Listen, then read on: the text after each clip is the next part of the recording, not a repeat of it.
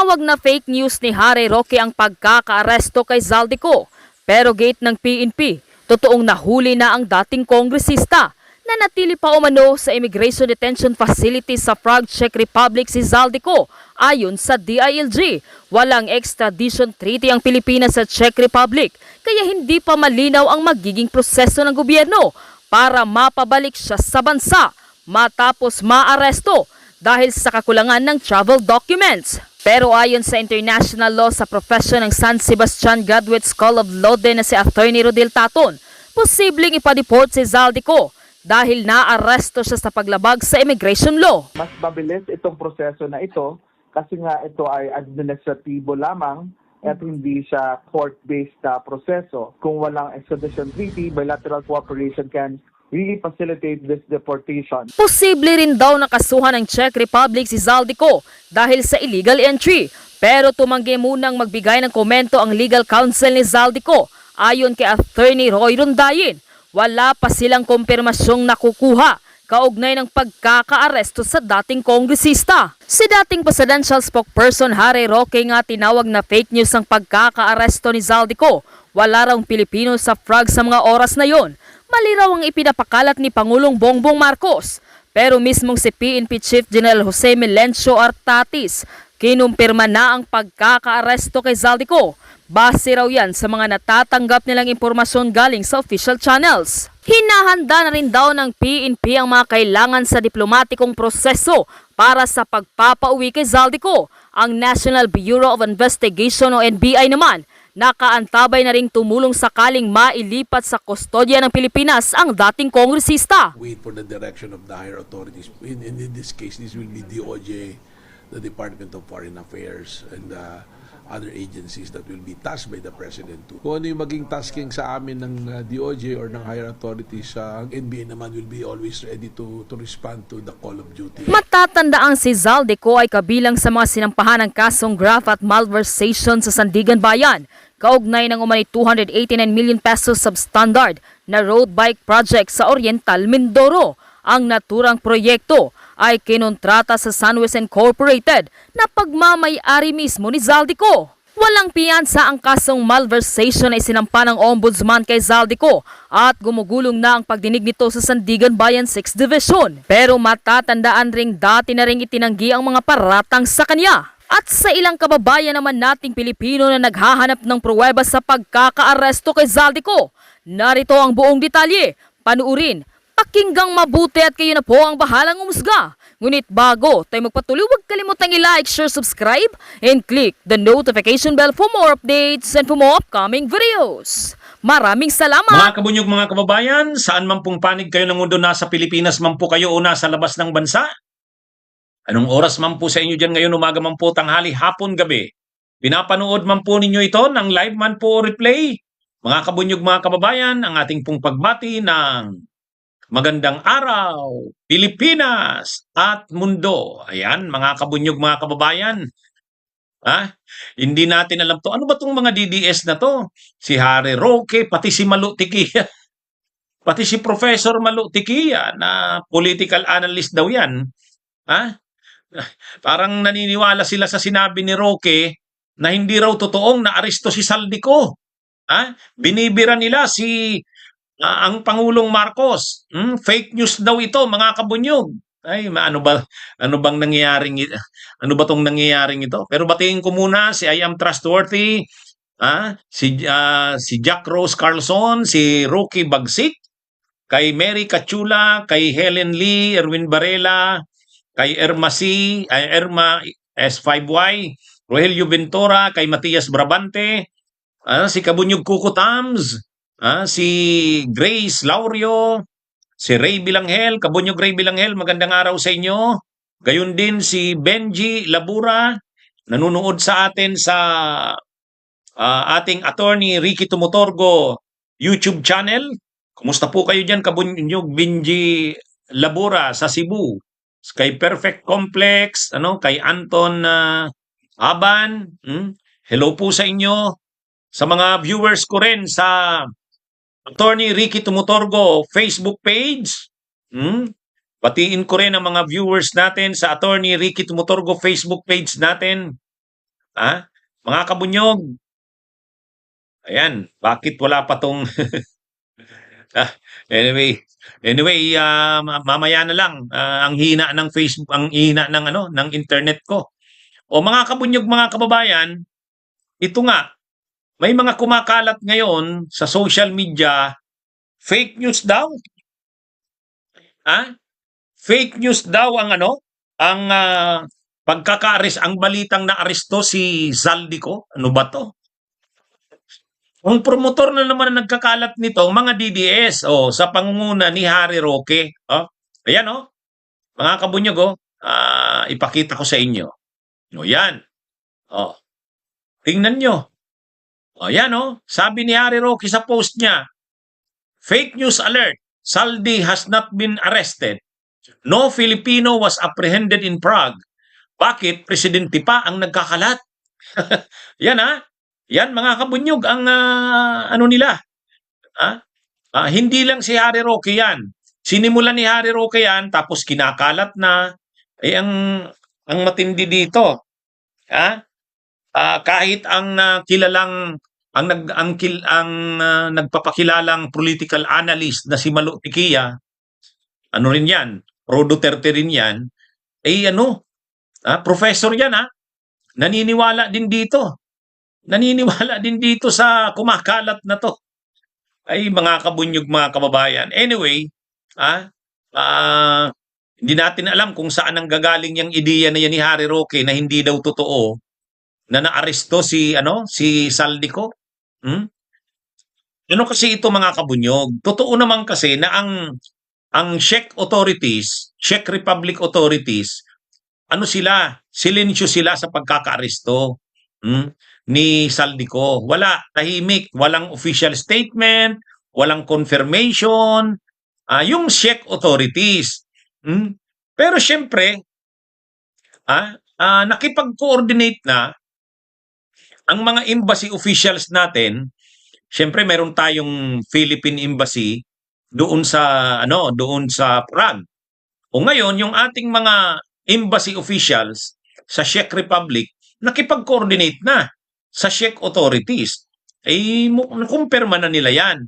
Bagamat kasi ang nangyayari, hindi naglalabas pa ng official na statement ang Czech authorities. Mukhang policy talaga nila yun eh. Mukhang policy talaga nila yan na hindi sila naglalabas ng hindi sila naglalabas ng mga statement sa mga ganyang bagay. Irespeto natin ang kanilang protocol o ang kanilang policy. Pero, syempre, yung Philippine authorities, yung embassy officials natin, na nakipag-coordinate sa Czech authorities, kinumpirma na yan doon. At nang tinanong ng ating DFA officials, ang ating embassy officials doon, kung totoo nga ba, kinonfirm nila. So, siyempre, binalitaan ang Pangulo ng Pilipinas, si PBBM.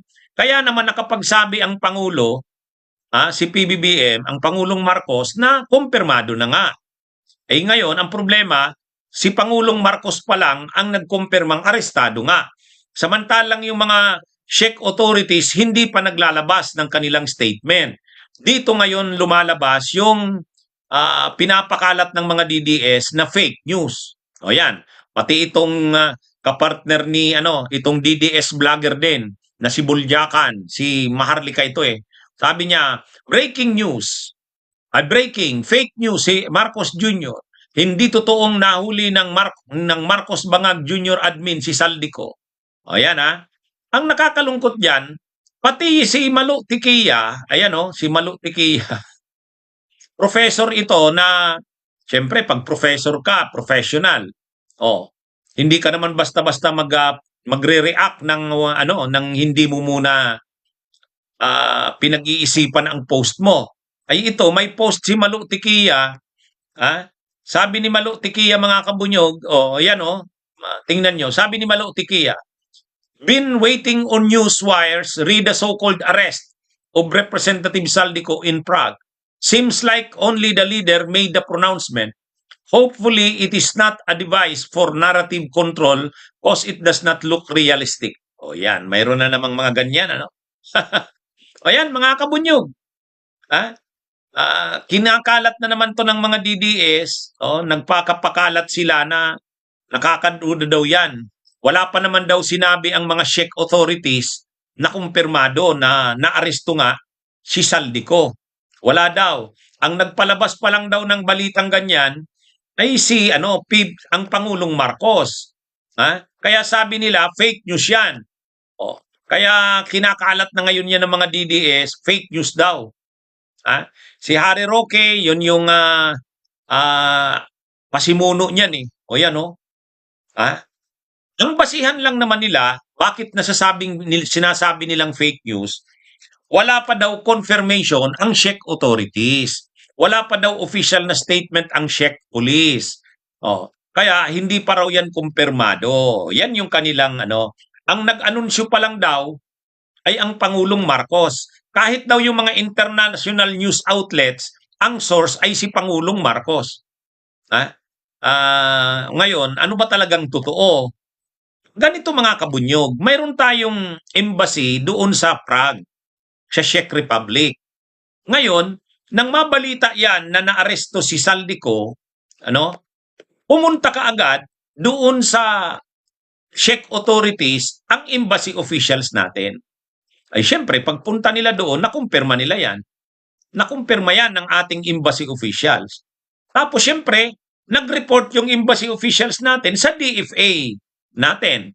Tapos yung DFA secretary natin, nag-report naman kay Pangulong Marcos. Hindi naman maglalabas ng balitang yun si Pangulong Marcos nang hindi galing sa DFA, sa Department of Foreign Affairs. Ang Department of Foreign Affairs naman, hindi naman yan magbabalita sa Pangulo kung hindi muna na-confirm sa grounds. Ang problema lang talaga kasi, hindi pa naglalabas ng statement o anumang confirmation ang Czech authorities. Yan ang nakaka-complicate. Kaya ngayon nagkakalat itong sila Harry Roque at mga DDS na fake news daw si Pangulong Marcos. Wala pa daw balita na talagang naaresto si Saldico. Anyway mga kabunyog, ano man ang dyan, abangan natin. Abangan natin. Policy kasi ng Czech authorities na hindi sila naglalabas ng anumang statement o confirmation sa ganyang mga kaso. Anyway, ganun ang policy ng Czech authorities eh. Ayaw nilang maglabas ng press statement. Pero syempre, tayo lang, ang assumption natin, yung ating embassy official sa Prague, hindi naman yan magbabalita sa kanilang head, yung secretary ng DFA, kung hindi nila kinonfirm. Maliban na lang, kung mali yung ating embassy official sa Dahig, sa Prague. Kumbaga, kung nagbalita itong embassy officials natin sa kanilang head office, sa central office ng DFA, nang hindi naman nila kinonfirm doon, yun ang problema.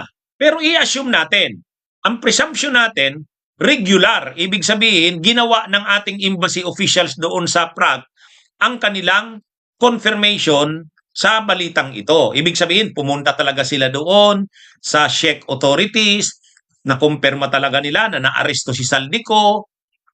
Pagkakumpirma nila, saka sila nagbalita sa DFA natin. Yung DFA naman natin, si DFA Secretary Lazaro, nagbalita naman sa Pangulo. Kaya naman si Pangulong Marcos nakapag-confirm. Ang magiging problema lang naman dyan, kung nagbalita yung ating embassy official sa Prague na hindi muna nila kinonfirm sa ground. Ang assumption natin, ginawa nila yan. Dahil hindi naman sila dapat magbalita dito sa atin sa Pilipinas nang hindi muna nila kinonfirm.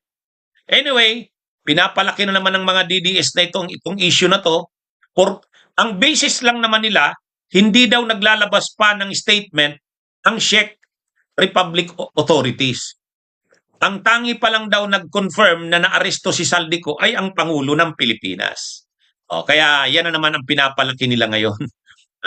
Mga kabunyog, mga kababayan. Yan yung niyan. Kaya maraming nagtatanong sa akin, Attorney Enzo, talagang totoo. Hindi pa daw naman pala naaresto si Saldico. Sabi ko, alam ko na naman kung saan galing yan. Galing na naman yan kay Harry Roque. Ha? Mga kabunyog. O tama nga, galing nga kay Harry Roque.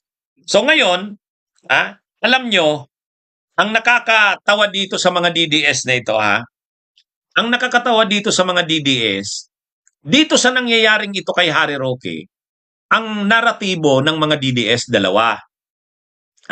Dalawa ang naratibo ng mga pro Duterte. Una, itong kinakalat nila Harry Roque na hindi naman talaga naaresto si Saldico. Yan. Yan yung isa. Ibig sabihin fake news daw yung binalita ng Pangulo ng Pilipinas. Nakakahiya daw yung Pangulo ng Pilipinas nagbabalita ng hindi kumpirmado. Yan yung unang naratibo nila.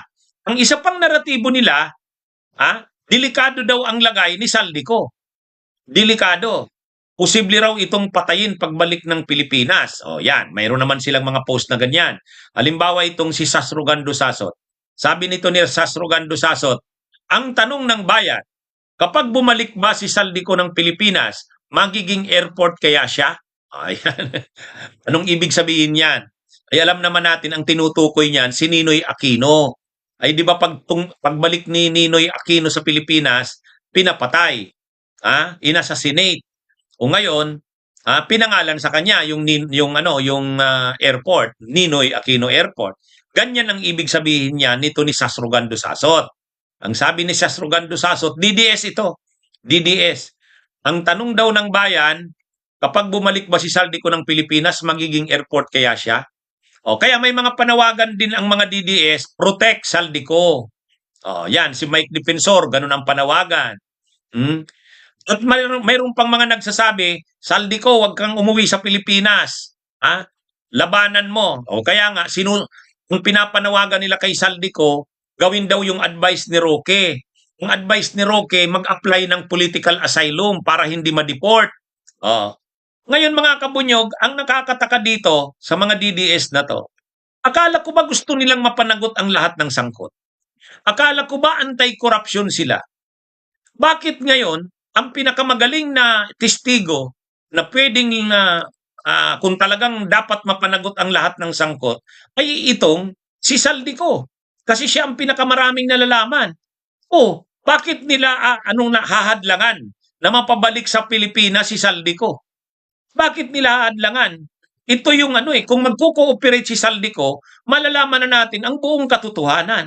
Ibang klase rin tong mga DDS na to Mga kabunyog, ibang klase rin tong mga DDS na to. Akala ko ba gusto nila ng katotohanan? Maganda yan na maaresto si Saldico, hindi lang para mapanagot siya, kundi masabi niya ang lahat niyang sinasabi. Pagka dumating siya sa Pilipinas, iimbitahan siya ng Senate Blue Ribbon. Sinabi na ni Senador Ping Lacson. Iimbitahan niya si Saldico para matanong siya ng kanyang mga nalalaman sa ito kasi si Saldico talaga siya yung binabanggit nila Alcantara, siya yung binabanggit nila Bernardo, siya ang binabanggit ng mga DPWH, siya ang binabanggit siya rin yung binabanggit ng mga ng mga 18 na ex-Marines. Siya rin ang binabanggit ni Gutesa. Ibig sabihin central na figure itong si Saldico sa buong nangyari na yan na mga anomalya sa flood control, sa usapin ng budget, sa usapin ng lahat. So ibig sabihin, dapat talagang maaresto si Saldico, hindi lang para mapanagot siya, kundi magpagsalita siya, malaman mula sa kanya ang katotohanan. Tapos ngayon itong mga DDS, ang kinakalat nila, baka daw patayin si Saldico. Delikado daw si Saldico. Kaya ang advice ni Harry Roque, huwag kang umuwi sa Pilipinas, huwag kang magpa-deport, mag-apply ka ng asylum. Ay mga kabunyog, ano ba talaga tong mga DDS na to? Ano yan matindi? Ang gulo na nitong mga DDS na to. Mga kabunyog. Dapat manawagan sila na pauwiin na sa Pilipinas si Saldico, gawin ang lahat ng magagawa Ha? Ang Pilipinas dapat mapabalik sa Pilipinas si Saldico. Pero dapat i-secure ito. O, i-secure. Tama 'yun. Tapos dapat imbestigahan si Saldico. At lumabas mula dito ang lahat ng kanyang nalalaman. Ganun dapat. Pero itong mga DDS iba eh. Itong mga pro Duterte iba. Sabi ni Harry Roque, hindi totoong naaresto si Saldico. Parang natutuwa sila na hindi naman pala si Saldico ang naaresto. Ha? Natutuwa sila na hindi naaresto si Saldico. Ha? Dapat nga matuwa ka na naaresto na si Saldico sa Czech Republic eh. O, dapat matuwa ka na finally mapapanagot na siya. At finally sana magsabi na siya ng lahat niyang nalalaman. Yun ang dapat na attitude diyan tungkol kay Saldico. Pero itong mga DDS iba. Nagkakalat sila ng na hindi daw totoong naaresto si Saldico. So, hindi pala kayo masaya na naaresto si Saldico. Ina-advisean pa na mag-apply daw ng asylum para hindi pa babalik sa Pilipinas. Ay, matindi. Matindi talaga itong mga ito. Mga DDS na to. Oh. Anyway, mga kabunyog, mga kababayan, ang malinaw dito, ang mamamayang Pilipino, ang gusto ng mamamayang Pilipino, kaagad-agad mapabalik na sa Pilipinas si Saldico. Para una, mapanagot talaga siya. Pangalawa, masabi niya ang kanyang mga nalalaman. Kasi siya yung siya yung maraming nalalaman. Sa lahat ng mga nangyari, doon sa mga insertion sa budget, siya ang maraming nalalaman. Doon sa mga kickbacks, siya ang maraming nalalaman. Delivery ng mga pera, siya ang maraming nalalaman. Kaya, dapat mapabalik na si Saldico para mapanagot. Hindi lang para mapanagot, masabi niya rin ang kanyang mga nalalaman. Kasi may mga video siya, in-upload niya yung video niya, kung totoo yun na siya ang nag-upload nun, o di dapat matanong siya tungkol doon. Dapat matanong siya tungkol doon. Kaya nga, maganda yung sinabi ni Senador Ping Lacson eh. Sabi ni Senador Ping Lacson, pagka dumating si Saldico sa Pilipinas, ipapatawag ng Blue Ribbon, posibleng sabay na rin, ipatawag na rin si Gutesa. O ipatawag na rin yung mga ex-Marines para talagang magkakumprontahan. Yung sinasabi ba ng mga ex-Marines at ni Gutesa ay totoo? Kukumpirmahin ba ito ni Saldico? O yan yung dyan eh. Yan yung dapat dyan na malaman. Gusto nang malaman yan ng taong bayan. Kaya ewan ko bakit itong mga DDS baliktad naman. Para sa kanila, parang nalulungkot sila na naaresto si Saldico. Ayaw nilang maniwala na si Saldico ang naaresto. Kaya nagkakalat sila, fake news daw yun. Pangalawa, wag daw bumalik dapat sa Pilipinas si Saldico, delikado. Kaya dapat mag-apply na lang daw ng asylum. Ay, ewan natin. Ewan natin dito sa mga DDS na ito, mga kabunyog, mga kababayan. Ngayon, medyo nabuo na mga kabunyog ang kwento. Ano ba talaga ang nangyari? Yun. Medyo na tayo ngayon? Medyo may nabuo na tayong kwento. Ano ba talaga ang nangyari kay Saldico? O ito mga kabunyog walang linaw talaga kung mayroon ba siyang Portuguese Golden Visa. Walang linaw yon, walang kumpirmasyon pa doon. The last time kasi, ang sinasabi, si Saldico ay mayroong Portuguese Golden Visa. Kaya siya nakakaikot pa doon sa European Union kasi mayroon siyang Portuguese Golden Visa. Kaya nakabase siya sa Portugal. Yun ang unang alam. Pero ngayon, ang lumilitaw, ito yung kumpirmado based sa lumabas na mga balita. Si Saldico ay galing ng Czech Republic, patawid sana siya ng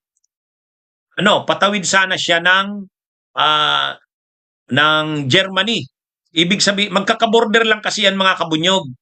Ang ang Germany, ka-border niyan, ang Austria, ang Poland, saka ang Czech Republic. So magkaka-border yan.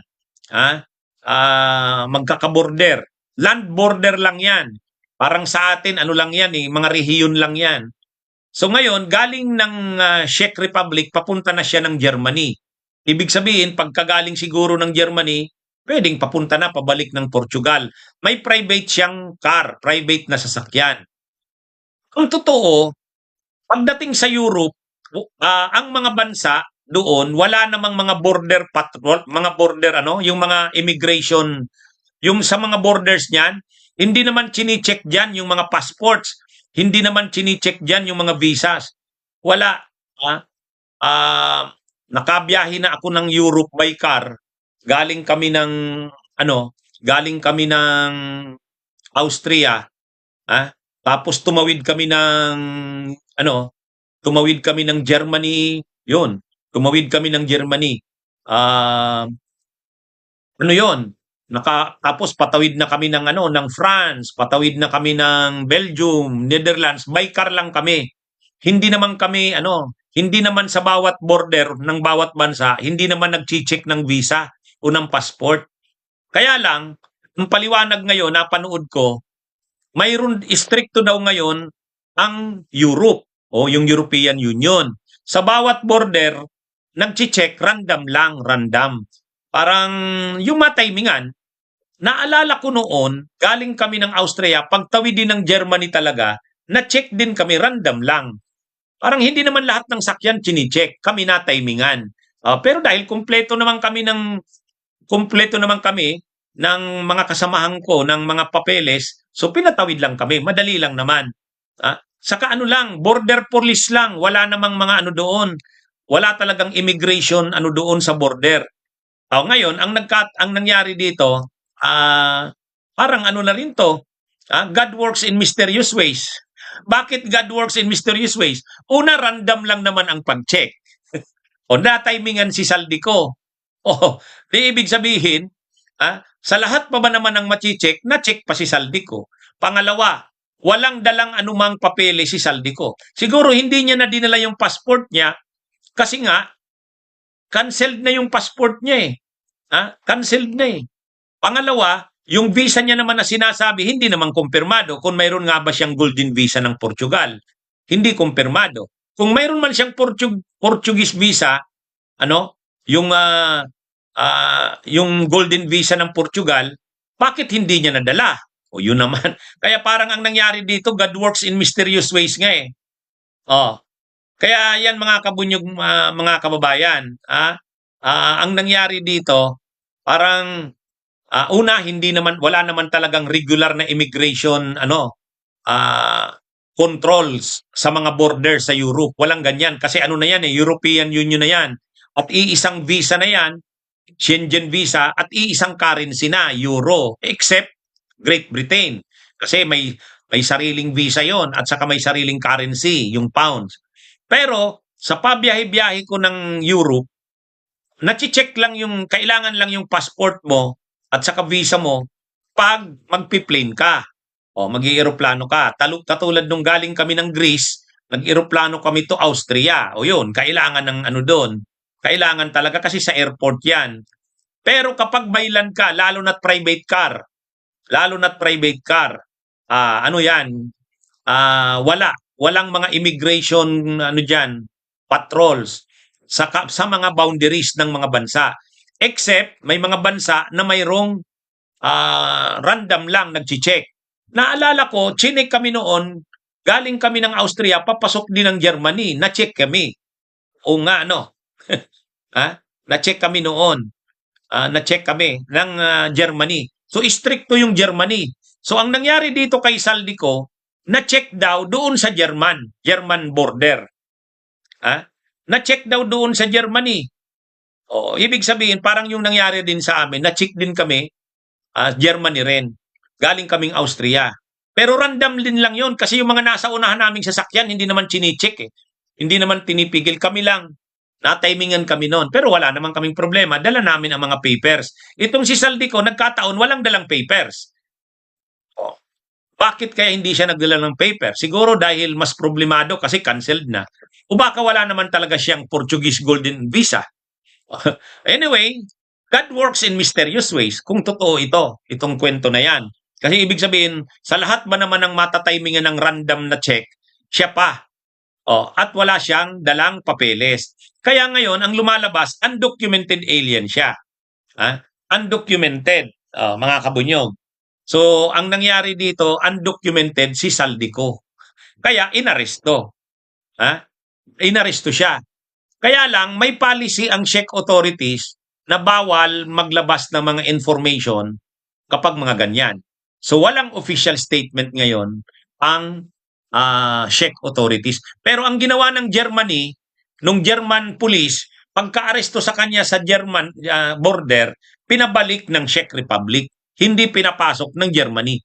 Kaya napunta siya ngayon sa German ay sa Czech Republic. Yan yung kwento niyan, mga kabunyog, mga kababayan. Ayon sa sa alam natin, ganun ang nangyari.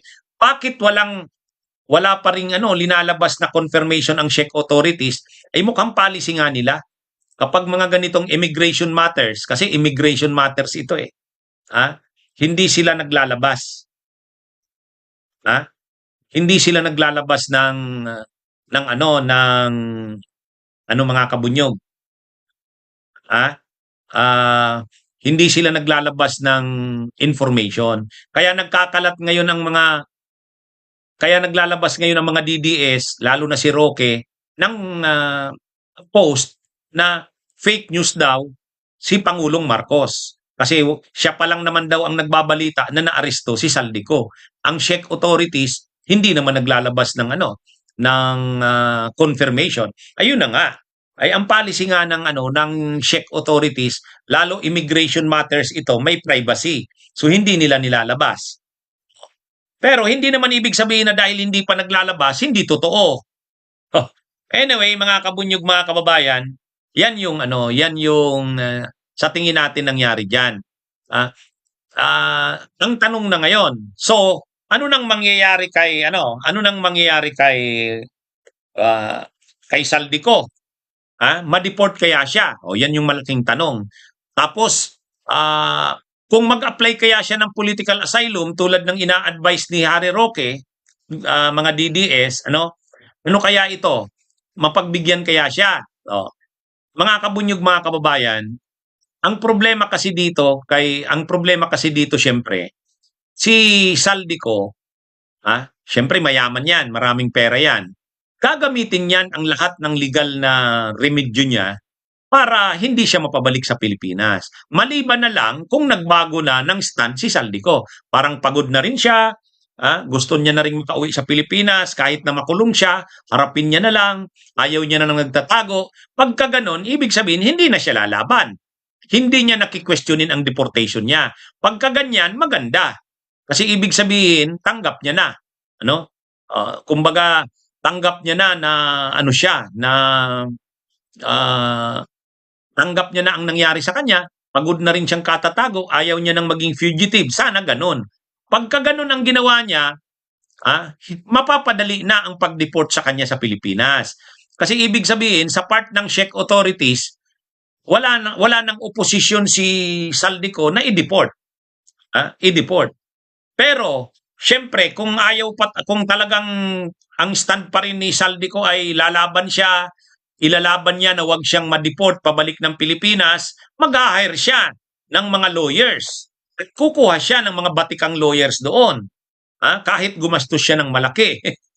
Ganyan yung gagawin niya. Pagka ganyan, medyo mapapatagal tayo. Kasi syempre, katulad yung ginawa ni Tevez sa Timor-Leste, di ba? Kumbaga, nagbayad din si Tevez ng mga mamahal na abogado. Yung kay Tevez doon, inabail niya yung dati yatang Minister of Justice ng Timor-Leste yon. Kaya kung gawin yan ni Saldico, medyo matatagalan tayo. Kaya nga nang tinanong si Secretary of Interior and Local Government John B. Crimolia, mga gaano katagal bago mapabalik si Saldico? Mga 1 week daw to 3 weeks. Pinakamabilis na daw 1 week.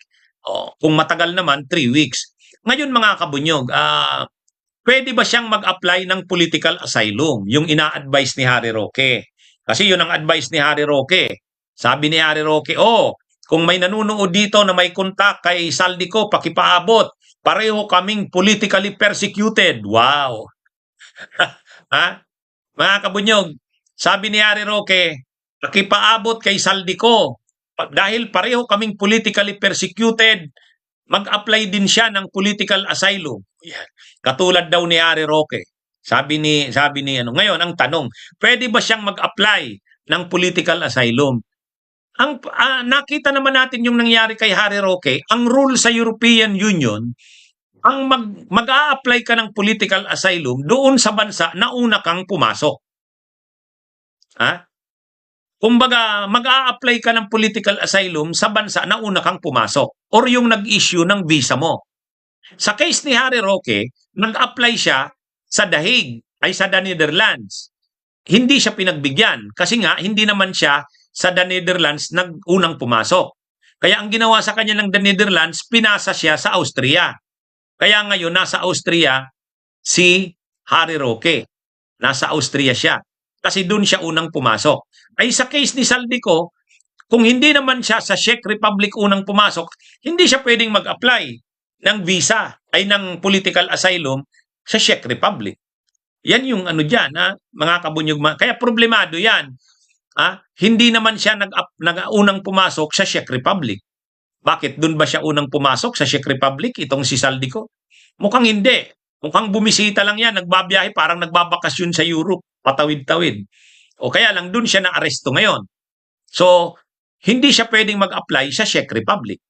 Ngayon, paano mapapabilis na mapabalik si Saldico sa Pilipinas? Ang pwedeng i-invoke ng Pilipinas dyan, mayroon tayong tinatawag na United Nations Convention, ito mga kabunyog, United Nations Convention, ang Czech Republic ay signatory din dito. United Nations Convention Against Corruption, UNCAC, yung UNCAC, United Nations Convention Against Corruption. Signatory dyan ang Czech Republic, signatory din ang Pilipinas. So pwedeng i-invoke yan ng ating gobyerno. Kaya dapat magpadala na ng top level na team o officials ang Pilipinas doon sa Czech Republic para makinegotiate na. Ang pwedeng i-invoke na dyan, yun na nga, United Nations Convention Against Corruption. Kumbaga, pumirma dyan ang Czech Republic, pumirma dyan ang Pilipinas. Na kapag may mga ganyang kaso, magkakatulungan ang mga bansang nakapirma dyan sa convention na yan, na kapag magpo-prosecute, prosecution, intelligence gathering, pag-arrest, pagpanagot, magtutulungan ang mga bansa na nakapirma doon sa United Nations Convention Against Corruption. Malinaw naman ito, ang kaso naman ni Saldico, hindi naman political persecution.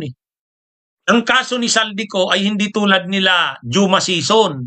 Sila Juma Sison, komunista yan. So malinaw yan, political persecution yan. Kaya napagbigyan yan ng political asylum. Yung mga miyembro ng Communist Party galing Pilipinas, na pumunta ng Europe, nag-a-apply sila political asylum. Yon, malinaw yon, political persecutions yon. Dahil sa kanilang political belief, komunista sila Pero ito, hindi naman, ano naman ang political persecution kay Saldico at saka kay Roque? Si Roque kaya tumakas sa Pilipinas dahil sa qualified human trafficking, nadadagdagan pa ngayon ng land grabbing. Ito namang si Saldico, corruption. Nakapirma ang Czech Republic at ang Pilipinas sa United Nations Convention Against Corruption. So pwedeng i-invoke ng Pilipinas yon para makumbinsi ang Czech authorities na i-deport na sa Pilipinas yan. Kasi may kaso yan ng korupsyon. Matindi ang kaso niyan sa korupsyon. Central ang figure yan sa korupsyon sa Pilipinas. Sana maunawaan yan ng Czech Republic, mga kabunyog. Sana maunawaan ng Czech Republic na napaka-importanting may deport yan sa Pilipinas kasi matindi ang nalalaman yan at ang pananagutan yan sa kaso ng korupsyon sa Pilipinas. Signatory naman ang Czech Republic sa United Nations Convention Against Corruption. So, yan yung pwedeng i-invoke ng Pilipinas. Anyway, ipagdasal lang natin na sana ang Czech Republic ay maano naman, suportahan naman ang kahilingan ng Pilipinas na i-deport na yan. Kasi malaki ang pananagutan yan sa korupsyon sa Pilipinas. Ay nakapirma naman ang Czech Republic sa United Nations Convention Against Corruption eh. Ang ibig sabihin dun, magtutulungan ang mga bansa eh. Oh, yan mga kabunyog. Kaya anyway, abangan natin.